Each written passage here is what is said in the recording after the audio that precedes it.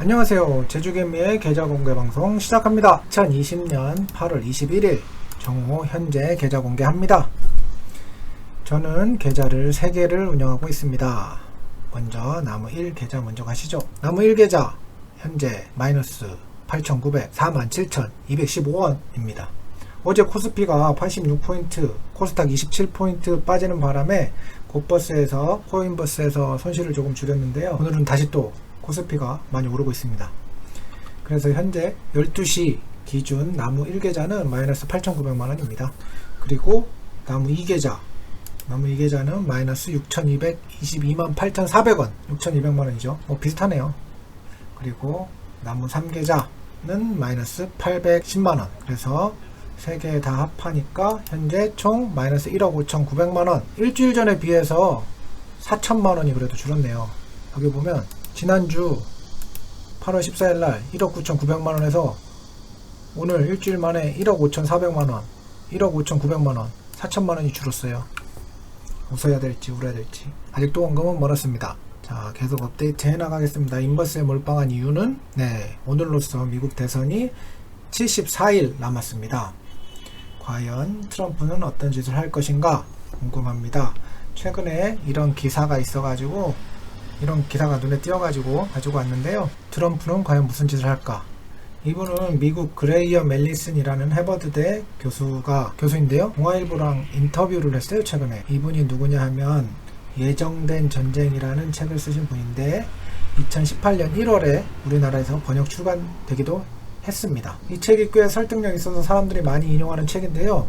내용을 간단히 보면 지배 세력과 신흥 세력은 격돌하는 이제 16가지 상황 중에 12가지 상황이 전쟁과 연결되더라는 내용입니다. 그러니까 미국과 중국, 미국이 지배 세력이고 지금 중국이 신흥 세력인데 전쟁을 할 가능성이 아주 높다라고 말씀하시는 거죠. 이 책에서. 그래서 혹시 지금 미국과 중국이 전쟁이 예정된 것 아니냐 이렇게 말합니다. 그 근거로 여러가지 역사적 사실들을 나열하는데요. 스파르타와 아테네 같은 상황부터 시작해서 쫙 얘기하는데 개인적으로는 책 제목을 굉장히 잘 지은 것 같아요. 예정된 전쟁. 전쟁은 피할 수 없다. 예정되어 있다. 나름 괜찮은. 그리고 이분이 그러니까 동아일보랑 인터뷰하면서 하는 말들이 있는데요. 인터뷰 내용을 좀 보겠습니다. 미중 군사적 충돌 위험한 상황이다. 대만이랑 한반도에서 시작될 수 있다 라고 얘기합니다. 과연 군사 충돌이 벌어진다면 어떤 형태로 시작될까 이렇게 나오는데요. 읽어보면 강대국끼리 바로 충돌해서 전쟁이 발발하는 사례는 드물다. 그 대신 의도치 않았던 행위, 제3국의 도발, 평소에는 별로 중요하지 않고 쉽게 수습될 사건들이 연쇄 반응의 악순환을 일으켜 강대국 또한 이에 합류하는 형태를 띈다. 양국 갈등의 최전선에 있는 중국 최대 통신업체 화웨이를 보자. 미중 관계가 계속 악화하면 중국이 대만을 쳐들어가 반도체 공장을 장악할 가능성이 없다고 할 수 있겠는가? 이러한 시나리오는 뭐랄까 신박하다고 해야 될까? 뭐라고 해야 될까? 굉장히 신선하죠? 대만 반도체 공장을 장악한다라.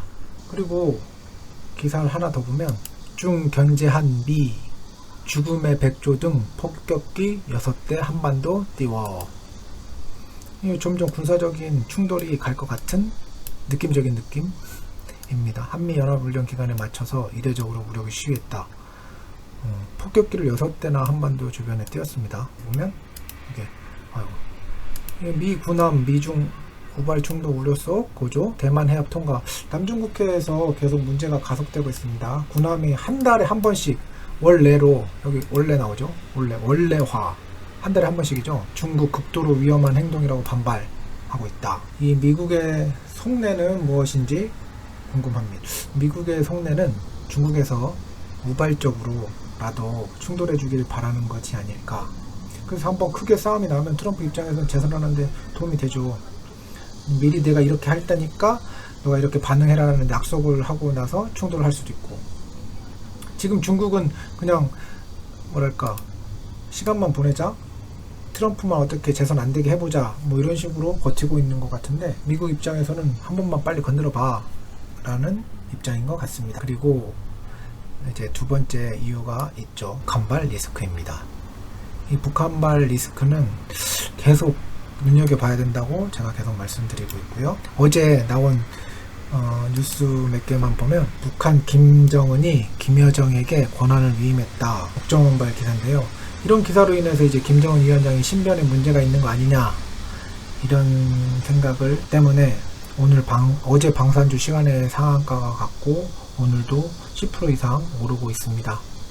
북한은 꼭 잊을만 하면 한 번씩 해주는 그런 게 있어서 잠잠하다가 갑자기 튀어나오는 경우가 있습니다. 그리고 이것도 북한이 이례적 경제 실패 인정, 간부들도 줄줄이 자기 반응. 북한이 이런 식의 반응들을 하진 않는데 이것도 이례적이라고 해서 한번 가져와 봤습니다. 그래서 결론은 미국이 대선이 74일 남았다. 그리고 북한 리스크도 잘 봐야 된다.